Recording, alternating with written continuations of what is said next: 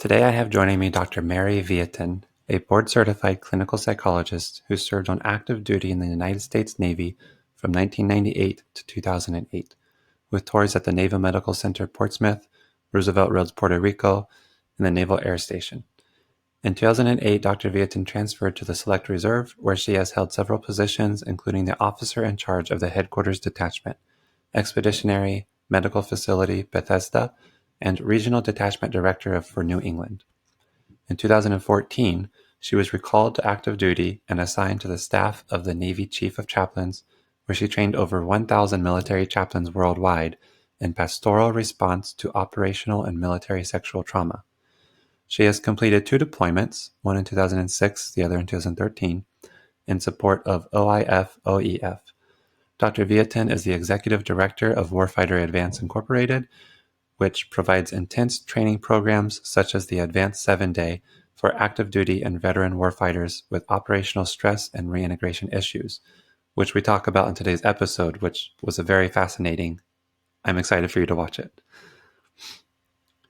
The Advanced 7-Day is a non-medical 7-day training program that uses a variety of means to change the trajectory of a warfighter's post-deployment life so that rather than an existence characterized by an endless cycle of mental illness diagnoses, medications, medical appointments, and disappointments, the warfighter has a life characterized by pride, productivity, healthy relationships, continued service, and advocacy for the same outcomes for their fellow service members.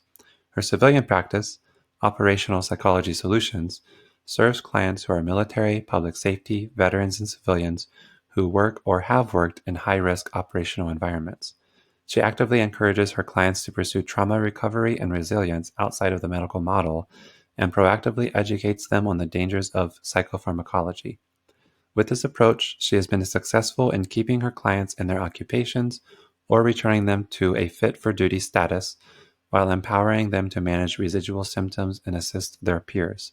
Dr. Vieten serves as the chairman of the board of directors for the International Society for Ethical Psychology and Psychiatry and on the board of directors for Operation Grateful Nation. Enjoy.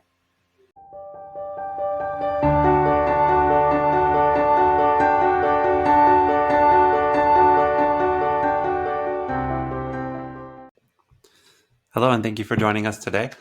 Today I have a guest, Dr.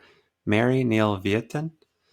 I was introduced to her through Dr. Eric Monsager, the Adlerian analyst that I interviewed recently. He sent me an article. The article is titled Warfighter ADVANCE, the Advanced 7-Day. And in the article, I was immediately interested because Dr. Vieten talked about her introduction to Adlerian individual psychology while she was, I believe we'll get to that, but while she was at a practicum in the Navy. And she talks about the balancing between Adlerian individual psychology thought and the medical model thought and how that led to where she is today. So, Dr. Vieten, thank you for joining us. Nice to meet you. Yeah, thank you for having me. Yeah, can you kind of, before we get into the article and how you were introduced to Adlerian individual psychology, can we just start with what's your background? How did your interest in psychology first begin? Sure. Boy, that was a long time ago. Yeah. So I started out actually in college as a theater major and realized I was going to take an acting class. I didn't want to do that. So I changed to English. English became a teaching degree, and the teaching degree very quickly led to getting interested in the counseling of students or the helping of students. And then that just morphed into me going to grad school and getting a PhD. So that's kind of how I fell into it over time. Yeah. Cool. Interesting. That's honestly kind of similar to, I first signed up, I wanted to be like a teaching degree, and I wanted to teach English and then like teach the English language over in like Thailand or someplace.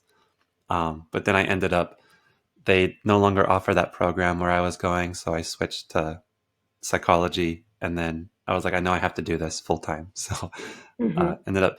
So I chose to do a PsyD in clinical psychology. Is your PhD in counseling and psychology? What is your PhD in? So initially it was counseling psychology, but I had to Hmm. switch to clinical in order to be in the Navy. So I am Oh, a clinical psychologist. Yeah. oh, okay, interesting. When did you find out you had to switch? How far into your program? Right about the time that it's interesting because I didn't join the Navy for patriotic reasons. I joined the Navy because I had to have health insurance because one of my Oh, children had a problem and I didn't have any health insurance. So I knew oh, that my pre-doctoral internship was going to be in the military because, okay, obviously I needed a job with insurance. yeah, So that was kind of exploring like how to get into the military. That was when I discovered that it had to be clinical, and oh, um, I switched over at that time. okay. So when you like basically first year of your PhD program, you already knew that you were gonna try and get into the Navy? No, I didn't. No. It was, Oh, almost before just before the internship process started, the pre-doctoral internship where you had to run around and, oh yeah. look for a place to go. That was the point at which, Yeah. I also came to the realization that I couldn't just do an internship that was, Uh, a couple $1,000s and no insurance. That wasn't going to work. yeah, So, I see. I see. I'm caught up. Okay. Thank you. When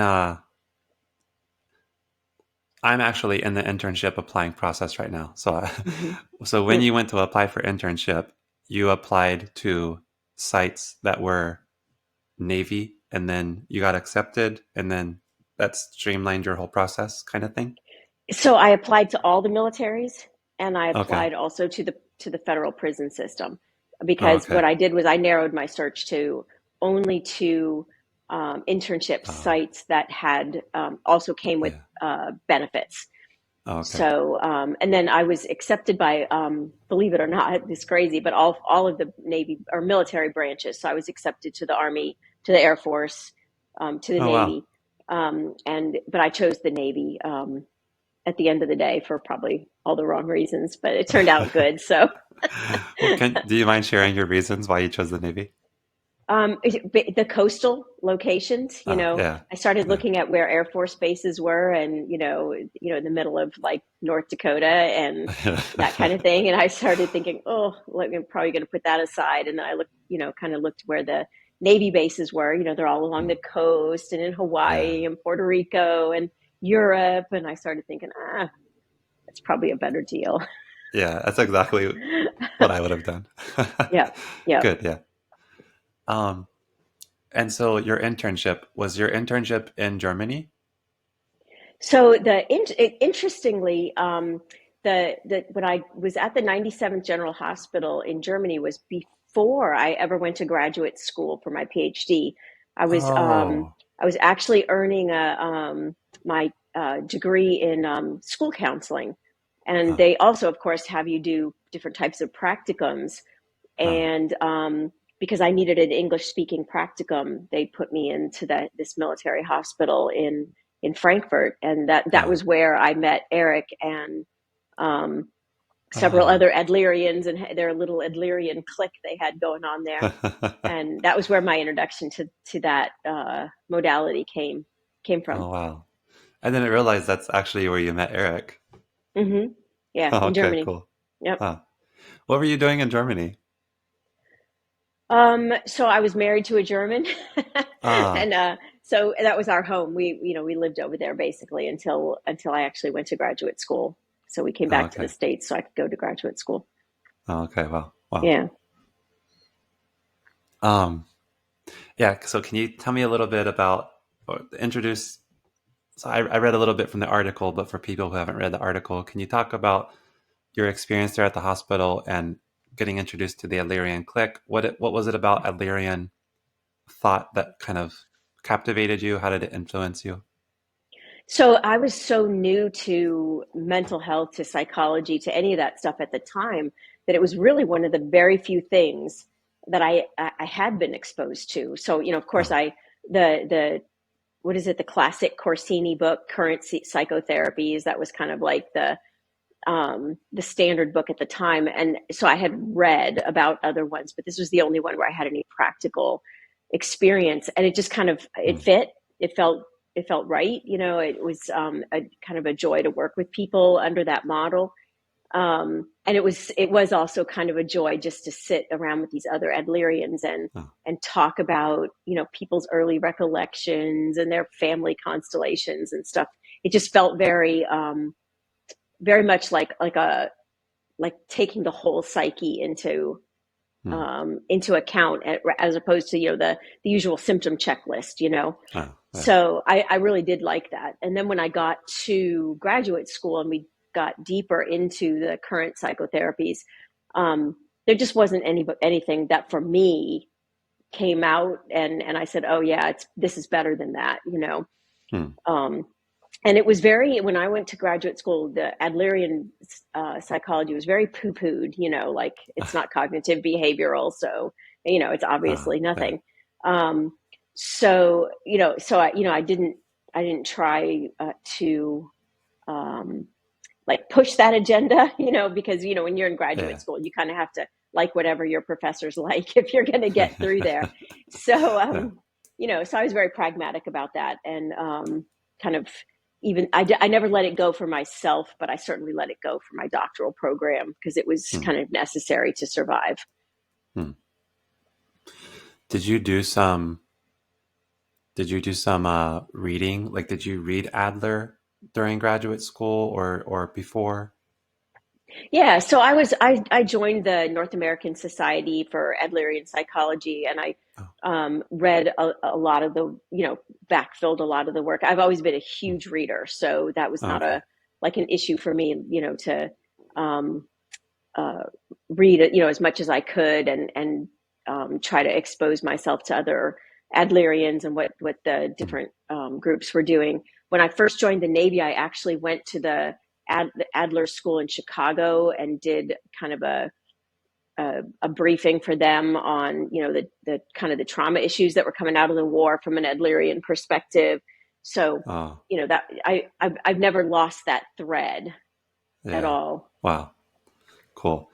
Yeah, how was that? So I understand what you mean about in graduate school, you have to kind of, like what your professors like, and just kind of, if you have your own Mm-hmm. opinions, keep them to yourself. Maybe Mm-hmm. find other people on the Yeah, outside. yeah. um, yeah. Um, and then, so through graduate school, learning that, the medical model and cognitive behavioral therapy, and like that's, gold standard. And then you get to the Navy, and of course, it's a continuation of that thread of thought. Mm-hmm. What was it like for you, that dissonance, or like the trying to find your identity as a clinical psychologist in that area? Yeah. So actually, it's a really interesting question. I can tell you that graduate school was very stressful. You know, Hmm. the class that came through before mine, they let 7 people in, and at the end of the master's program, they had pushed 5 of them out. So my class Whoa. came in, just very aware of that stress level, Yeah. and so I wasn't making any waves, and neither was anybody else. Yeah. Um, Yeah. and I will tell you that if you want to make waves in your program, where I went at least, announce that you're going to join the military. Whoa, That was really? I was very unpopular decision, but anyway, Huh. so I did it. But I'll tell you that between the stress of graduate school, the stress of that internship, of joining the Navy, becoming an officer, there was just a lot of pressure, at all times. Hmm. So I can tell you that I abandoned anything that was not just the status Hmm. quo, because it was just a matter of surviving.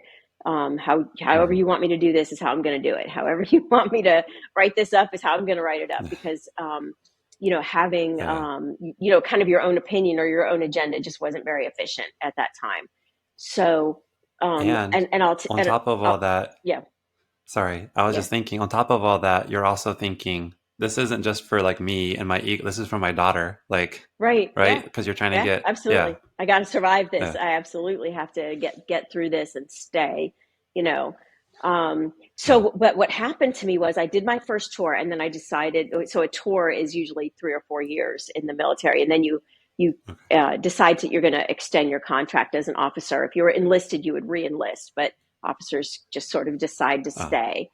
So I decided to do another tour, and I got sent to Puerto Rico, which is awesome. That was kind of the whole point hmm, of the exercise, right? So yeah. I got sent to Puerto Rico. Yeah. And what happened was, so I'm practicing the way the Navy wants me to practice. Everything kind of laying flat the way the Navy wants it to happen.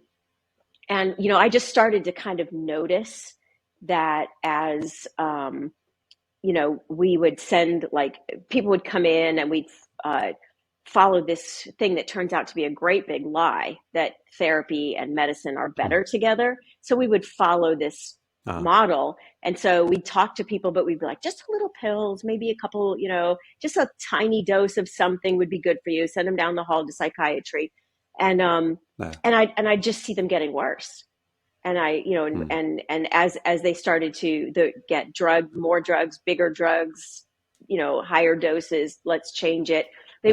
They'd get worse, and you can't help notice that after a while. Yeah. So so then what happened was we had a client that came in, a young soldier who his parents brought him into the emergency room. He's a Puerto Rican, and he was in the army, and they brought him in and said that Hmm, they thought he was going to kill himself. So we did the thing that you do. You call in the Navy, at least you call in the Learjet, you get him a psych tech, you drug the crap out of him, you send him to Walter Reed.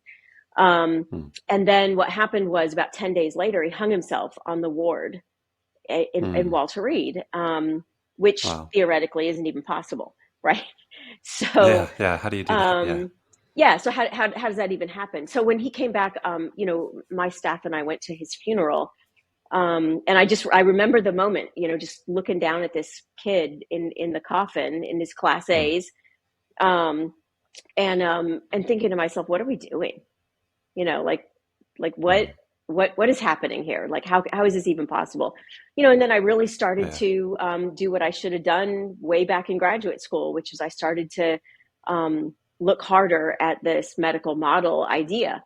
And um, I realized that from like that it isn't real. That it's like, like no one ever confuses a model airplane with an airplane, right? So why are we confusing a model with reality in the medical world? And um, pass it. We just dropped the word model and started telling everyone their problems were medical, Hmm, and that we had these neurotoxic solutions for them. And I realized that I had been participating in something that was just terrible, hmm, and so that was part of the my renewal as a practitioner was going back to my Adlerian roots at that point. Because if I'm not going to hmm. practice this way, how am I going to practice? Um, Yeah. and I realized very quickly that while the Navy really prefers that you do it, in a cognitive behavioral or one of these empirically validated ways, that the fact Yeah. is that I was a licensed independent practitioner, Uh, and that they really didn't have a way of oh. forcing me into a certain treatment model. So Huh. I stopped using it, Oh and wow. and Oh, I went back to my roots. uh, So that was actually very my next boldly. question. Hmm. Yeah. Was how did you, with having that dissonance and trying to go back to your roots, how Hmm. did you handle that while being in the Navy? But Yeah, I guess yeah. yeah. So I would Oh. get referrals all the time, and that would say, please do cognitive behavioral therapy with this person. And I'd write the provider back that sent the referral and said, I'll take the referral, but you're not going to tell me how to practice. And they were like, okay. So Well, that's cool. yeah. Well, I mean, when Yeah, there's a that lot in soldier there. died, There's I got a backbone at that point. I really did. And I said, hmm, I'm just not going to yeah. participate in this um, anymore. Hmm. And what part of that, let's see. So the medical model, can you kind of talk a little bit about how does psychology or psychiatry model themselves after a medical profession? Sure. How is it a medical So model, and where did they go wrong? yeah, Yeah. yeah. So the way that you're, it was probably, I don't know, 50, 75 years ago. I'm really not even sure anymore. Right around the time Yeah. where Thomas Saz and some other people were practicing, but they just literally sat down and decided that real doctors were getting all of the reimbursement money, and they were getting all of the Mm. attention, and they needed to present themselves as medical doctors, in psychiatry, in order Mm. to legitimize themselves. And so, the DSM, between the 2 and the 3, they changed it from prose into this thing that was supposed to look very medical like. Uh, And the uh, diagnoses, and started, this drumbeat of, these are not mind problems. They're not meant, mm. they're brain problems, and I mean, let's be real about this. If you have a problem with your brain, you need to go to a neurologist. Mm. That is their realm, right? When you, even Yeah. Yeah. psychiatrists, even the word psyche, it means your spirit or your soul or your mind, Yeah. basically. And they were never the Yeah. doctors of the brain. They were always the doctors of the psyche. But they just a very intentional road to conflate those two things, so that the public would think Mm. that if you have, your emotions are too big or your behavior is too bad, that that was somehow a brain problem, as opposed to Mm. a mind problem. And some of them even argue that there's no Mm. separation. There's just like literally no separation Uh, between those two things. yeah. Yeah. Like there is no mind. It's all brain. Right, exactly. And so Yeah. then around that time, I actually was introduced to an organization called the International Society for Ethical Psychology and Psychiatry. And what this is it's a group of like-minded psychologists and psychiatrists who are trying to provide something that is not medical model, and to continue our Oh. profession in a much more honest and, believe it or not, more scientific way, because Mm. there's no science behind this medical model idea. There just isn't any. So trying to get people to take a step back from the illusion that is created, and to realize that there's nothing behind the illusion. Mm. Yeah. What is that task force that you just mentioned? It's the International Society for Ethical Psychology and Psychiatry.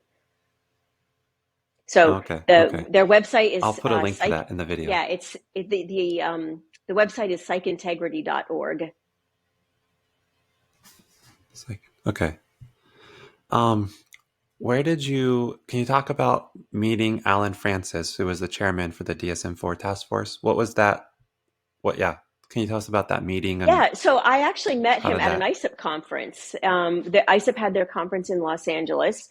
I don't remember what year it was, but that would be easy to find on their website. Um, and so it was very, very controversial to have him speak at ISIP, because Hmm. the Diagnostic and Statistics Manual is one of the things that most of us are incredibly critical of, and him being the Hmm. managing editor made him kind of an unpopular guy. But at the Yeah. time, he was in a kind of in a mode where he was saying, "Hey, this whole thing has gotten out of control," and so he Hmm. was. I was listening very carefully to him, and because up until then, I thought that just the medicating was the problem, and listening to him speak and criticize his own document and his own work, and kind of Yeah. dissect the fact that everything in the diagnostic manual is also completely non-medical. There's not a single thing in that book that has medical underpinnings, or medical Huh. findings or objective medical tests behind it. Now, except in the DSM-5, they've put a couple of neurological disorders in, I think, again, to help with the conflation a little bit. Yeah. So, keeps things confusing, right? But, Yeah. the Wow. traditional psychiatric disorders, none of them have medical underpinnings or objective tests. And that was what he was there to talk about was, hey, this whole thing is like, kind of gotten away from us. And we keep publishing bigger and bigger editions that encompass more and more of human experience and human life and human suffering. And they're grasping all these things that aren't actually pathological and telling people that they are. Wow. Yeah, I think I don't remember exactly, but a quote that you wrote in the article was that the DSM is basically scientifically invalid and unreliable, statistically unreliable, the diagnoses. So you know what? That actually is the official position of the National Institutes of Mental Health. So our government's highest organization in mental health acknowledges that the diagnostic manual is unreliable and invalid as a document. And so Wow. Thomas Inzel actually put that on his blog at one point. I'll send you the blog post if you want. I have it. It's Okay. super. I screenshotted it. I'll save it forever. Right. So, but they actually have said, we need to move away from this because, it doesn't provide us with, any kind of underpinnings for research that's, that's scientifically valid. And of course, most people just completely ignore that and plow right on with their research. But, Yeah. you can't argue with, Wow. someone with the credentials of Thomas Insel when he says that book is invalid and unreliable. He's right, by the I'm way. unfamiliar with Thomas Insel. He was the director of the National Institutes of Mental Health before the current guy. So not Oh, that long okay. ago. Okay. Wow. Yeah. Yeah. Yeah. Yeah. Send me that if you could. I sure will. Yeah. Okay. So, okay, that all makes sense. When it comes to cognitive behavioral therapy, do Mm-hmm. you think that some of these more like recent, like acceptance commitment therapy or emotion focused therapy or cognitive and behavioral therapy, dialectical behavioral therapy, do you think that those hold water? Like, would you ever? You said they would refer people to you and say, treatment with CBT, and you said, don't tell me how to do my job. But would you ever do CBT? Like, do you find those are those actually empirically supported? Yeah. So I think a couple of things. Again, you have to when you're in my world, like with ISIP, we have these talks all the time. Yeah. About first of all, what does empirically validated mean when there's no two human beings alike? It loses its meaning immediately because everybody is kind of their own experiment in their own life. And, so it might help somebody, it might not help the next person. But when you look at the Yeah. data and the research that claims things are empirically validated, it's all kind of a mathematical concept that says this works on this average human, right? But there isn't an average human. Mm-hmm. There's you and there's me and there's all the other humans, and none of us are average. So what does empirically validated even mean in those, in that context? Again, it's a medical concept that's being applied to a I see. psyche problem, and it philosophically and in practicality really doesn't hold up. So, would I say, oh, I'm against cognitive behavioral therapy or any of these others? No, of course not. But the if it helps the person, who am I to, uh, Yeah. say, but again, say anything about it. But I've had a lot of people that have entered my office, and the first thing that I ask them is, what have you done before in therapy? And they'll tell me, and then I'll say, well, how was that for you? And, and I've had so many people that just mock those types of therapy. And in my particular arena, some of the things that we do to people in the name of therapy are actually, I think they're cruel. Like doing desensitization stuff to someone who's been in a war zone, like how many times do I have to think about that that bomb dropping on the school and all those dead children, and do you really want to desensitize somebody Yeah. to that? Like, shouldn't they be upset by something Mm. like that? Isn't that normal and human?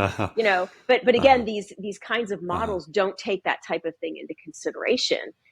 Um, Uh-huh. so I think that whatever you do with a person should be as individual as that person.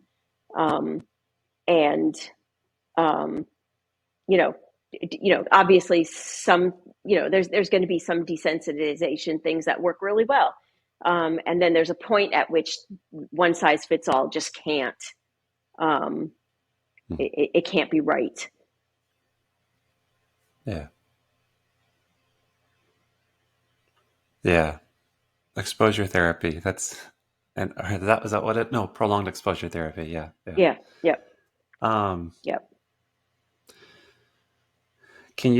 okay, so after Puerto Rico, you said you got a backbone, you really started holding to what your own personal convictions and views. Mm-hmm. How much longer were you in the Navy, and what did it look like after that? So I was in the Navy I did another tour after that, so about 4 years. So I did a Okay. total of 10 years, 4 months, and 28 days on active duty. Oh, And then I transferred to the reserves. And I okay. actually finished out my career, a total of 22 years in the reserves. And Oh.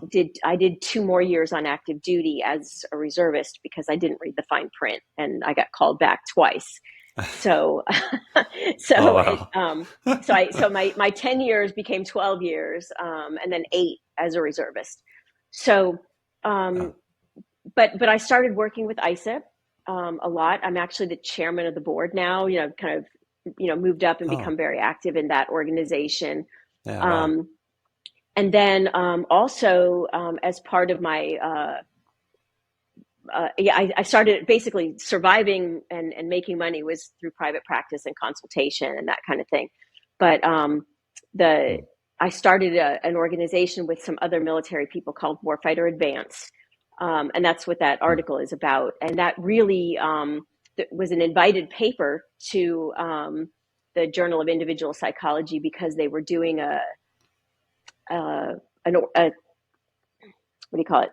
An issue on kind of Adlerian psychology in practice. And so they came to me and said, "We know you're Adlerian. oh, We know you have this program. It's heavily influenced by Adlerian psychology. So would you write a paper?" So I did, but we put that oh, program together in order to offer warfighters, so anybody who's been in the military who has operational stress problems. We wanted to offer them an alternative to the medical model. And when I say an alternative, I don't mm, mean an alternative treatment. I mean an alternative to treatment. Um, and it could just a complete and total alternative, full stop, so that they don't have to get into that the psychiatric pipeline in order to get relief. So we're mm, very popular with people who have been in the psychiatric pipeline who want out of it. But we're uh-huh, also very popular with people who, because of their careers, can't go down that road.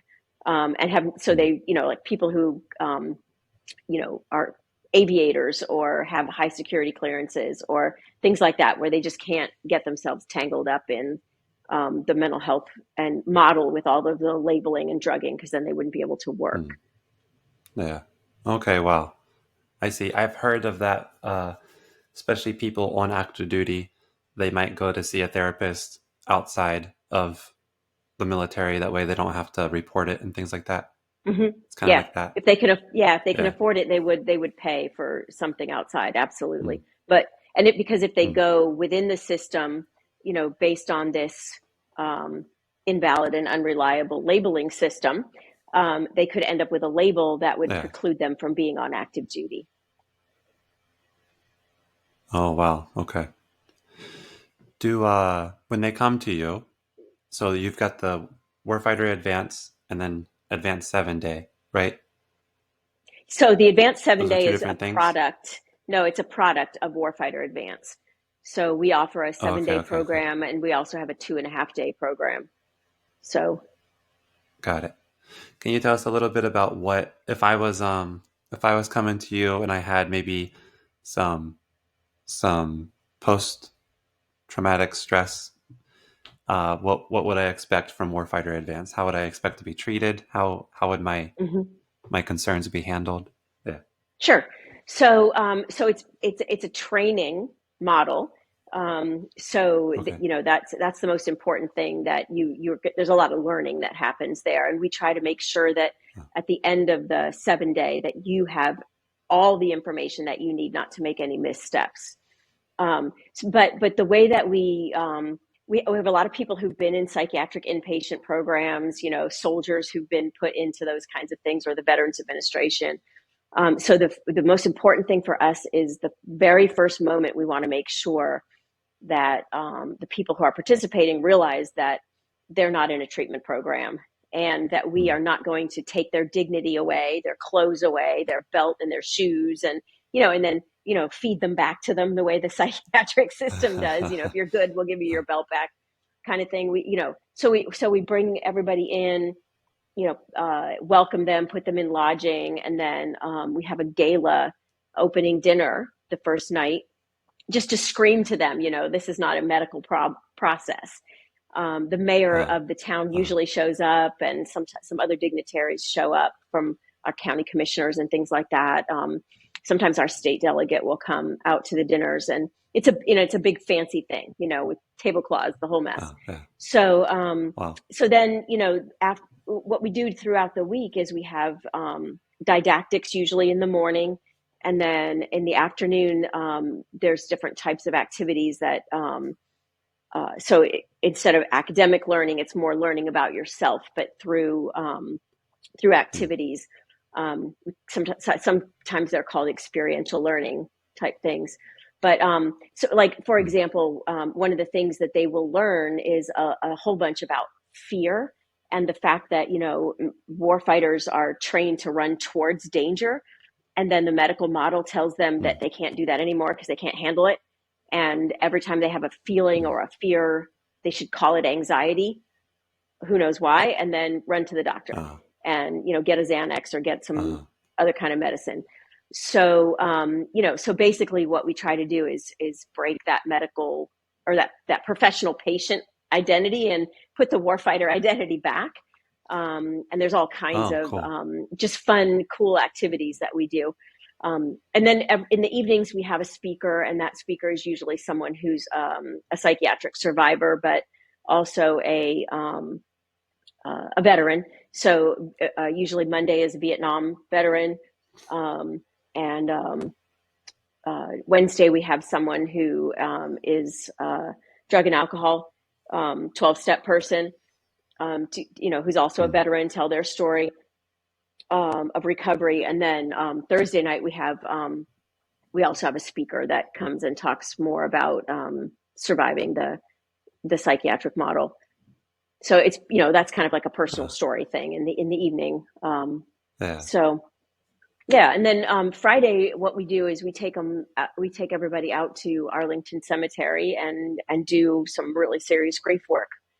Um, Wow. and we take our Vietnam veterans to the wall that day and do some really serious Uh, grief work.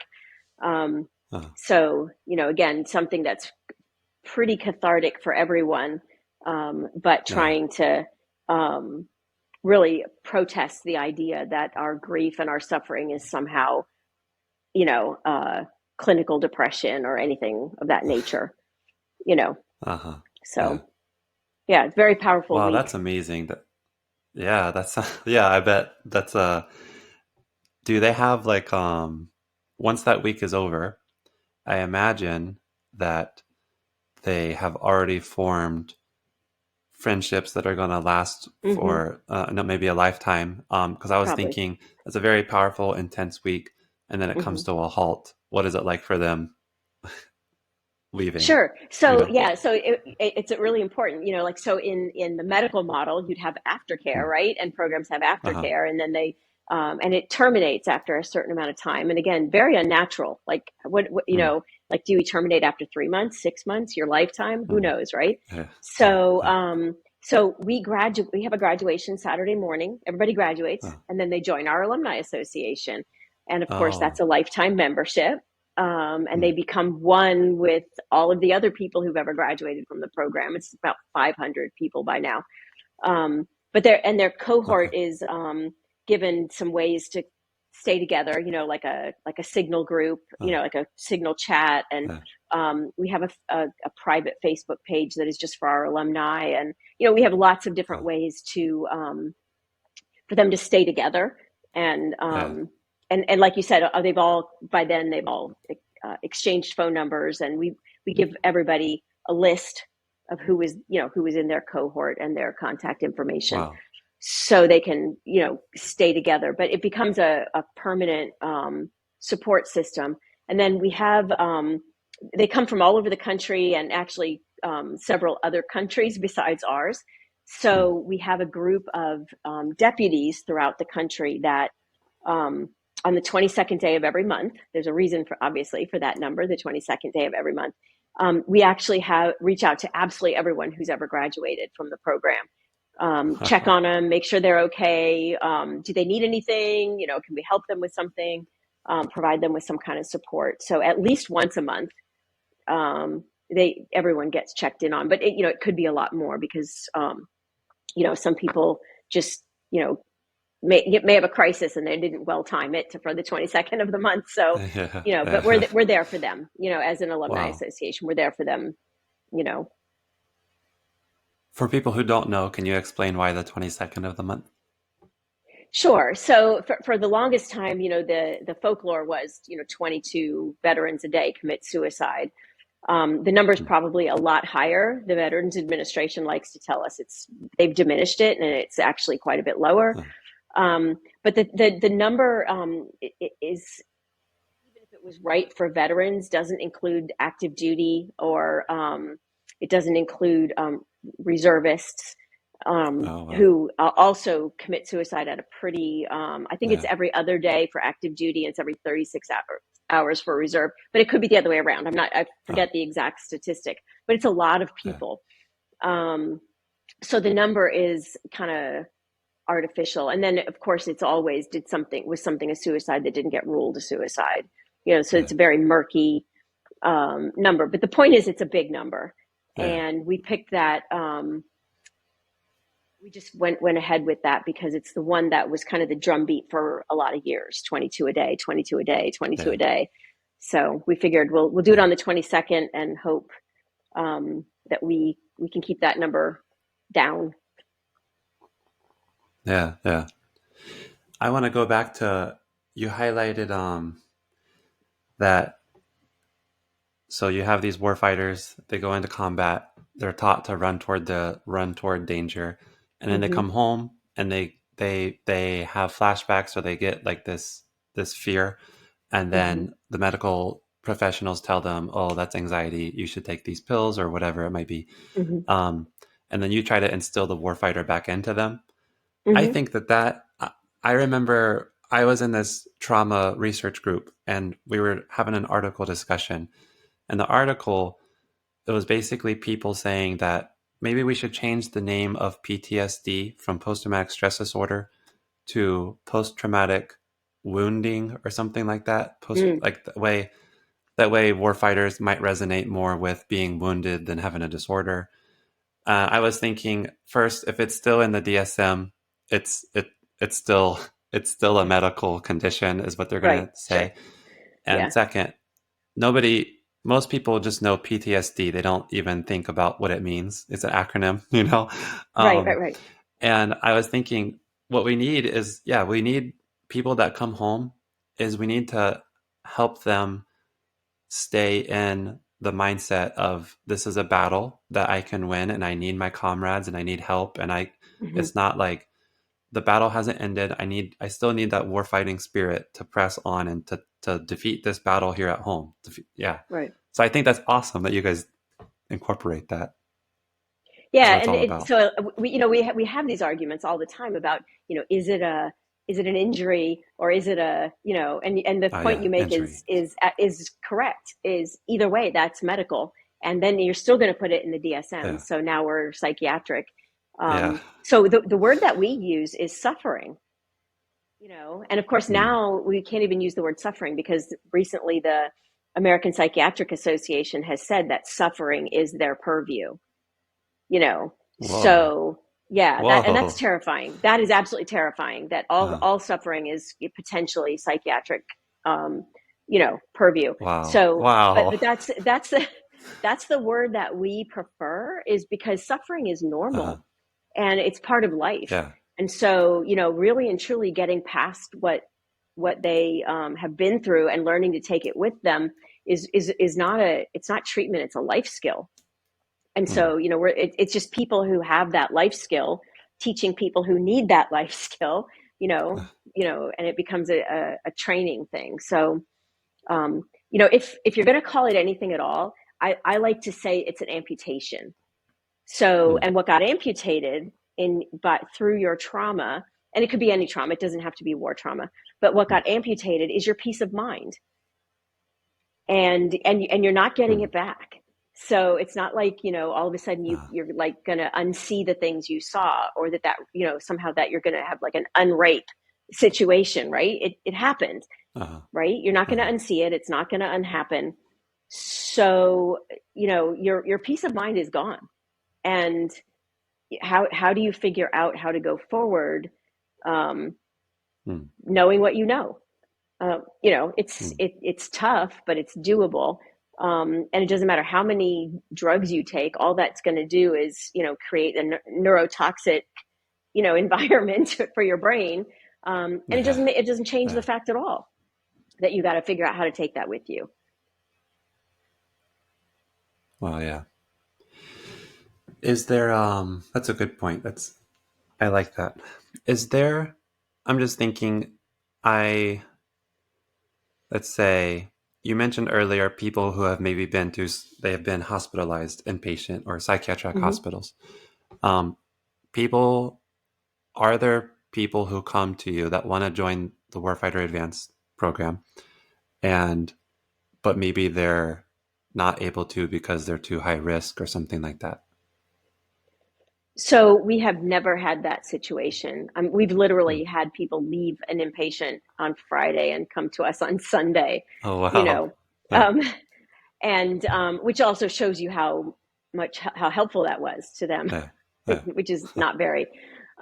Yeah. So, and again, and they're absolutely flabbergasted at the contrast, obviously, because, they'll call Hmm. me up and they'll say, well, are you gonna take my shoelaces? Are you gonna take my belt?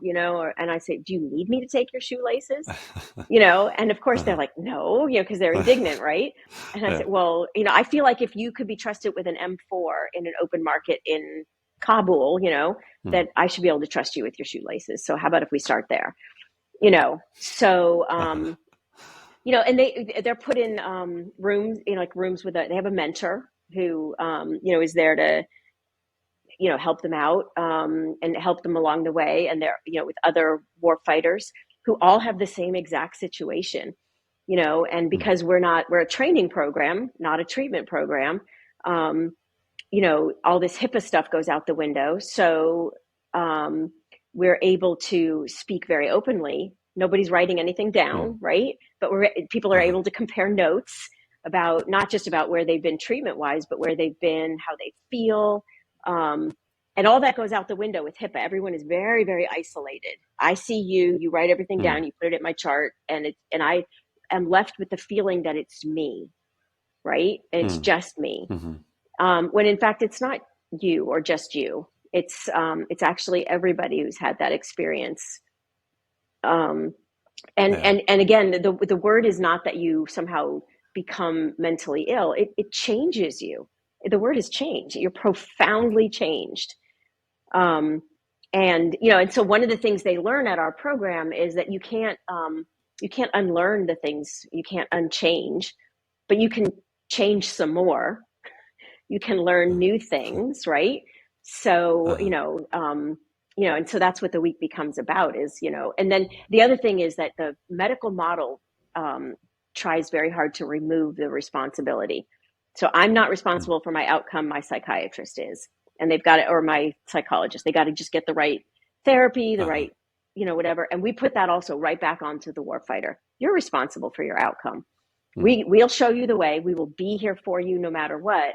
But the fact is that with the tools, you are now re-empowered, and you are 100% responsible for the outcome. Mm. You use them or you don't. Yeah. And it's a, so you see at the end of the week, our graduates standing up straighter and feeling empowered, and and just like, this isn't going to be easy, but I got this. Mm. So, Yeah. so one thing my colleagues will point out to me all the time is that, oh, people just want the pill. They just want the easy way out. And so my retort to that always is, do you know anyone who joined the Marine Corps because they wanted the easy way out? Like, that's not even a Yeah. thing, right? So so what we Uh-huh. find is if we say to them, we know the way out, but it's going to be hard. They say, Mm. okay, when do we start? Yeah. Let's get to work. Yeah. So it is hard. It's It's much more incredibly hard. meaningful. Right. Mm-hmm. Right. Right. Um, yeah, you said the one of the things the medical model does, especially with, I guess, probably psychiatrists, is it takes away the responsibility from the individual. I can think of so many people that I've met with or seen that they wind up in an inpatient facility multiple times, and they say, it's like, well, what do you think? What is it that brought you here? And then it's like, well, I just needed to get my meds changed because maybe my medications were off Mm-hmm. and I just need the right medication or the right dosage or whatever it might Mm-hmm. be. And people diagnosed with bipolar disorder, you ask them, if this wasn't a medical condition, what do you think is going on in your life that might contribute to the way that you're feeling? And then they say, oh, I've never even thought of that before. Mm. Yeah. Yeah. Yeah. Yeah. And again, one of the things that, so all of our warfighters have so many labels. It's Mm. because again, there's no inner rate of reliability whatsoever. So, Mm. they have, and they sometimes they have really stupid labels. Like we had a guy come in who had in his medical record, it said, combat induced schizophrenia. Like, what is that? Right. So, but people just boldly diagnose crap. So, Uh-huh. but one of the things that we do over the course of the week is we really encourage them to drop all the labels, because of the fact that they are in Mm. fact invalid and unreliable, and there's no medical underpinnings. It's my opinion of you. It's a judgment. Uh-huh. I'm judging Uh-huh. your behavior Uh-huh. as aberrant, or your outlier, the variation, the human variation. I'm saying that's too much, or you're too sad Uh-huh. or too whatever. So we ask them to just let all that crap go. And somebody will inevitably say, well, surely you don't mean like if I hallucinate or if I hear things, because a lot of traumatized people do hallucinate all the time, Mm. and so one of the things that we'll point out to them, again, there's no medical underpinnings that can show like your brain has something wrong with it because you hallucinate. Mm. There's no MRI. You can't see it on a PET scan. It's just, you tell me you hallucinate and I have to either believe you or not. It's Uh-huh. kind of a very It's not unscientific verifiable. exchange. No. Yeah. So, but one of the things we'll point out to them is if you flip to the page in the diagnostic manual where it talks about culture and religion, it clearly says, if you're a Catholic and you see the Virgin Mary, right on. If you're not Catholic and you see the Virgin Mary, you're psychotic. Like, how is that even scientific? Right? And Uh-huh. so, and in our culture, we're going to put you in the hospital, but in this culture over here, we're going to make you the shaman of the community because you have a Mm. gift, Yeah. Yeah. because you see things Uh-huh. that other people don't see, right? So who's right? And why am I going to be Mm. an arrogant, ugly American and say, well, obviously we're right? I don't know that we're right. Uh-huh. Um, all I know is that there's Uh-huh. no science. So, Mm. so again, it's not that hallucination is great. It's just that it's an experience, and it's not, Mm. not a sign of illness. But what ends up, again, we do have people go through the program that have problems like that, and we can teach them some really cool skills. And most of them, I will say, the vast majority, once they get off the psych meds, stop hallucinating. Oh, And wow. you know, we'll ask them flat out, have you ever hallucinated before you met a psychiatrist? And they'll say no. And they'll say, well, what would they Mm. tell you about your hallucinating? And they said, well, it's my deteriorating condition is why I'm hallucinating. And I'll say, did it ever occur to you that maybe your drug may be your problem? Uh, And they, you know, of course, no, because the drumbeat is you're deteriorating and you're always going to need me and my medicine. So, anyway, but once they get off of them and they've been off of them for a certain amount of time, it almost inevitably resolves. So, mm. How long have you been doing? How many years have you been doing this with Warfighter Advance? the Warfighter program, the first one we did was in the fall of 2014, 2014 in the fall. Okay. Yeah, Almost a decade. Good. almost. Congratulations. That's awesome. It's going to kill Yeah. me. Um, what have your outcomes been like, or have you done any studies or outcome, whatever, Yeah, in yeah. order to show? Yeah. Yeah, so thank you for asking. That's a really good question. Yeah. So there's a couple of answers to that, because when you say, Mm. well, you know, we have this person who started our program homeless and he's now a graduate student at William and Mary, right? People are like, well, that's anecdotal. Okay, well, Yeah. okay, not to him, right? So, Yeah. and you know, there was a writer that I'll think of it if I think of his name, I'll tell you. But he once said to me when he came out to do an article on the program that, you know, at some point, if you have enough anecdotes, that's evidence, right? Mm, mm, And I said, mm, you know, you have a very good point there. So he said, so don't let people mm, blow you off because, you know, of anecdotes. mm. But we do have a research program going on. We collect a lot of data people coming in, people while they're there, going afterwards, and so we do have a research project where we kind of look at where they are in their lives before, and then talk to them, you know, what they think has changed a couple days after they get home, and then we look at them 3 months down the road, 6 months, just because we want to see for our own selves if there's Yeah. durability in what we're doing. So we've been collecting that data and analyzing it as we go along, and we can see, you know, we can see some pretty dramatic outcomes, which is kind of fun. So Yeah. we do like an OQ at the beginning and the end, just to kind of, you know, have some quick and dirty piece of data for the donors, and we usually get about a 20% drop in OQ scores over the course of the week, which is Wow. not bad. Yeah. And considering that everything we do is pretty terrifying, but Yeah. yeah, you know, that's kind of a nice thing, is to see that, just that piece of data by itself. Mm. So Yeah, that was that is, you mentioned it. That is something to consider about like OQ scores.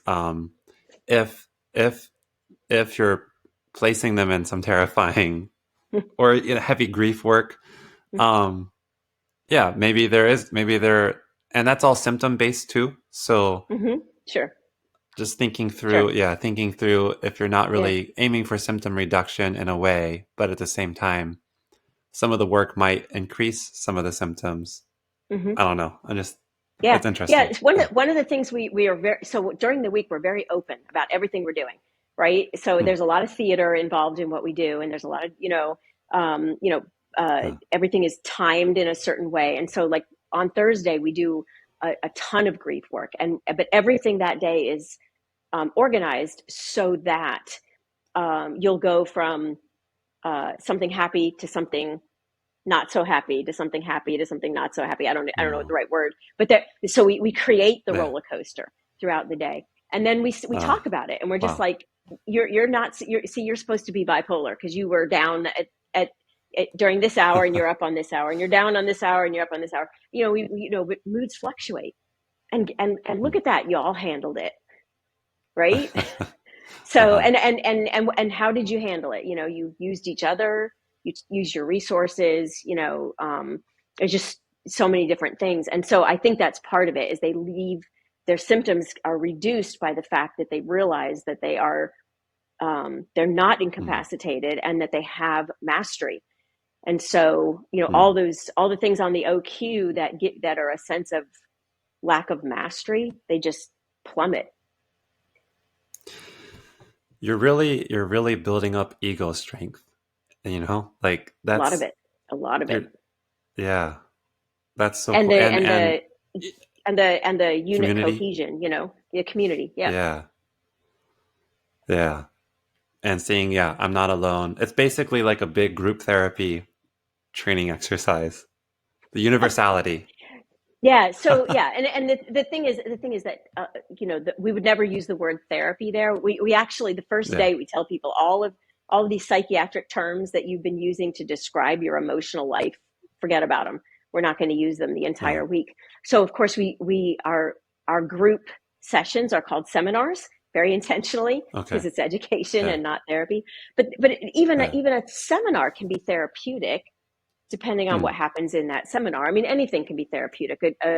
Sitting down family style for dinner can be therapeutic, right? If under the right conditions. So I think everything we do is therapeutic. None of it's therapy. None of it's intended in that way. Yeah, I apologize. I didn't mean to misspeak there. No, that's okay. Thanks for the clarification. It's awesome. Yeah. What did you see? Do you see any upcoming changes in the program, or how might it evolve over the next 10 years? The next 10 years. Yes. I don't know if I will survive the next 10 years. That's happening. So I think, so we have a 2-day product that we do, and we developed it during COVID, because we couldn't have open bay sleeping arrangements. And so we were able to have still put the information out by having people sleep in separate hotel rooms. And then when we had the lectures and things, we could just sit widely spaced with masks, and so we were able to make that work. But what we found was that 2-day product was actually pretty profound. So I think one of the things we're going to try to do is we're going to try to open that 2-day product up with continuing education, so that we can bring in more medical providers, prescribers, that kind of thing, and corrupt them a little bit, because they're also taught in medical school stuff that just is patently untrue. And on a quick psychiatric rotation, you're not going to ask questions. You're just going to be like, okay, Roger that. If this happens, give them Prozac. If that happens, give them this. So we want to be able to offer people continuing education to begin to think more deeply and meaningfully about those paradigms. Another thing that we're trying to do is get a podcast. And what we would really like to do with that podcast is have our alumni be, the people who speak on there, and basically feature veterans who are psychiatric survivors. And who cool. are, so we have a lot of people that go through that are, they came to us on 15 drugs, 15 different drugs, all prescribed by the same person. That's always the thing. Oh, they were drug seeking. No, they weren't. It's all, one person's handiwork. And now they're drug free, and they're, living a normal life. And they didn't pay taxes because they were on disability, and now they're paying taxes, and they're not, in that system anymore. And so these people need to be able to have a voice and provide hope on a level that is not, two bubblehead psychologists speaking to one another. Right. Yeah.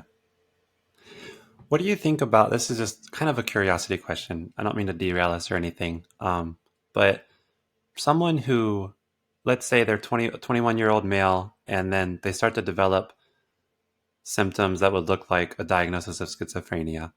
And then, and then, I don't know, maybe a typical story, they either become homeless, or they live in the streets, or they have to get medicated in order to not have those symptoms any longer. like when it comes to the treatment of what looks like schizophrenia, Mm-hmm. what do you think about that? So so a couple of things. One is there's a really good documentary out there called Crazy Wise that got me thinking very, very differently about this.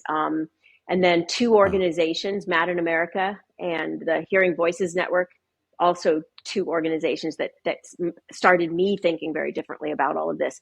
But what really mm, iced the cake was reading Bob Whitaker's book, The Anatomy of an Epidemic, and looking at the outcome data for how we treat people who have those experiences in our country. And our outcome data is uh-huh, abysmal. And comparing it to countries where they don't use a Western psychiatric model when someone has mm, what we would call a psychotic break. mm, And their outcomes are, they're genius. They're absolutely oh, shocking how poor ours are compared to theirs. I mean, and wow. again, I don't want to quote the numbers, but I mean, it's stunning, stunning, stunning data, and it's World Health Organization data, so it's not like it came from some crazy outlet, right? Yeah. Um, but Bob Whitaker's book, I think, is the best place to really look at that. Okay. Um, so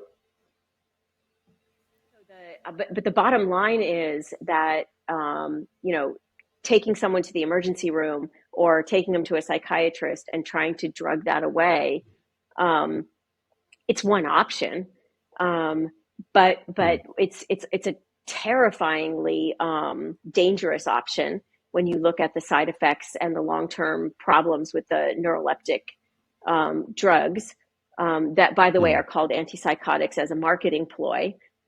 Well, they used to be called major tranquilizers and neuroleptics, but that's, uh, you uh-huh, know, kind of unpopular verbiage. So change the name, right?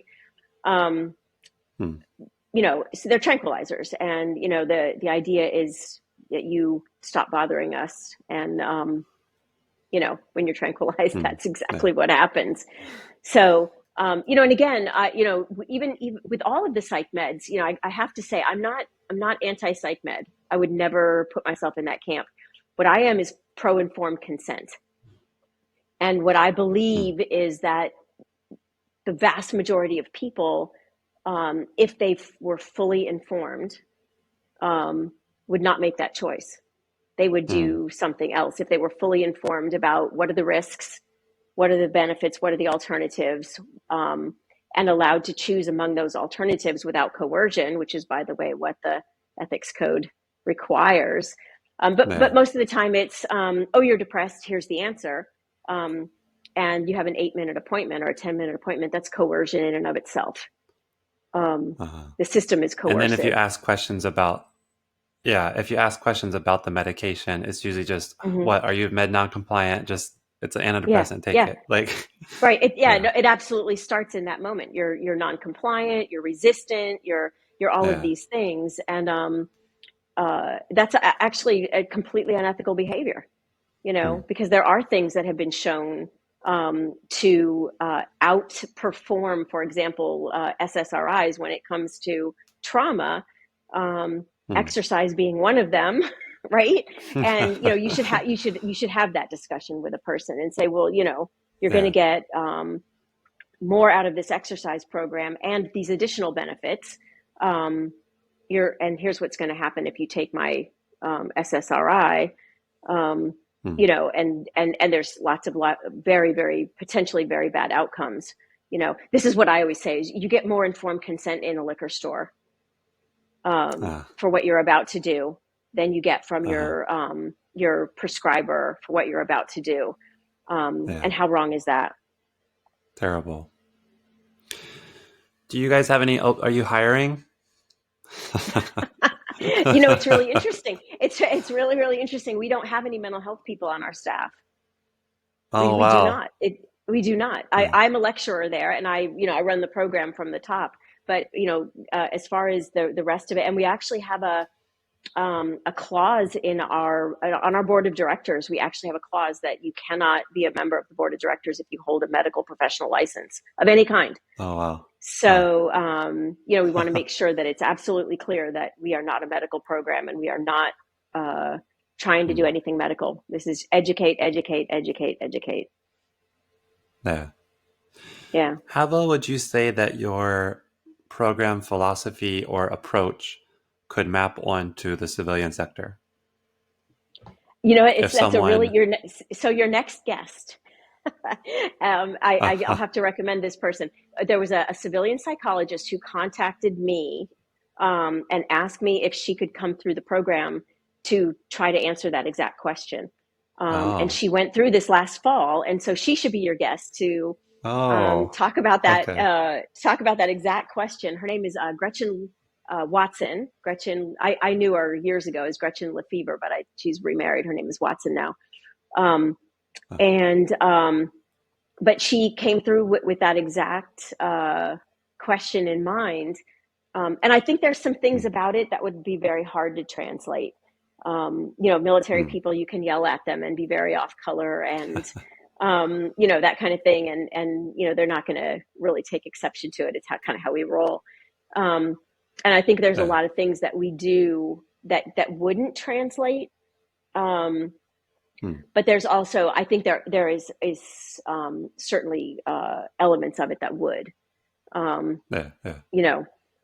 So, and we, you know, like we're looking at a very specific audience with our program. So, yeah. um, you know, people who served, and you know, we don't play the game of you have to have been in combat. You know, so because there's a lot of things that Mm, military members do that create trauma. You know, so like if you're on the deck of an aircraft carrier and you watch your friend get sucked into a plane engine, right, and come out hamburger on the other end, you're mm-hmm, never going to be the same, right? But you were mm-hmm, never in combat mm-hmm, either. So we try yeah, really hard not to play games like that, you know, like um, you know, prove you were in combat or, you know, prove that that thing matters to you on some level. It's kind of just like if you need to be here, you need to be here. Or if you're a military member yeah. that has been Good. psychiatrized and you want out of that, off of that merry-go-round, you know, we're there to help. Uh-huh. Wow. Okay. Good.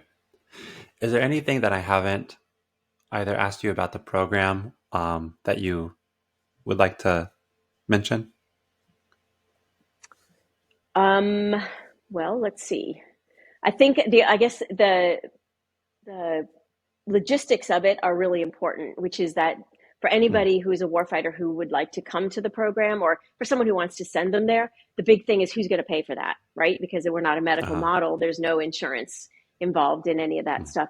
So the answer is that if you're a warfighter and you want to come through the program, it's 100% door to door paid for by us. The entire whoa. thing is a gift. So that means that if you're coming from Minnesota, Hawaii, um, you know, Puerto Rico, we have people coming up from Puerto Rico to go through the program. We're buying your plane ticket, your ground transportation, your room, your board, your tuition, your supplies, everything. Um, Wow. so it's a door to door experience that we take care of because again, we don't want to be a speed bump to people getting that education. Um, Huh. so the other thing is that we don't take any kind of medical referral or any kind of paperwork from people. We don't produce any paperwork and we don't take any paperwork.